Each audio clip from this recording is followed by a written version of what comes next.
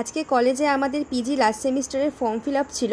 তো আমরা form fill up করে ফর্ম সাবমিট করে সোজা চলে গিয়েছিলাম মিও মোড়েতে। একটা কেক কেনার ছিল, কারণ আজকে আমাদের চম্পার জন্মদিন, তাই ওর জন্মদিনটা ছোট্টখাট্টোভাবে পালন করার চেষ্টা করব আমরা। কেক নিয়ে সোজা চলে গিয়েছিলাম ক্লাসরুমে। তারপর কি হলো তা তোমরা পুরো ভ্লগটা দেখলেই বুঝতে পারবে। তো তোমরা সঙ্গে থাকো আর দেখতে থাকো এক্সপ্লোর উইথ আদ্রিকা।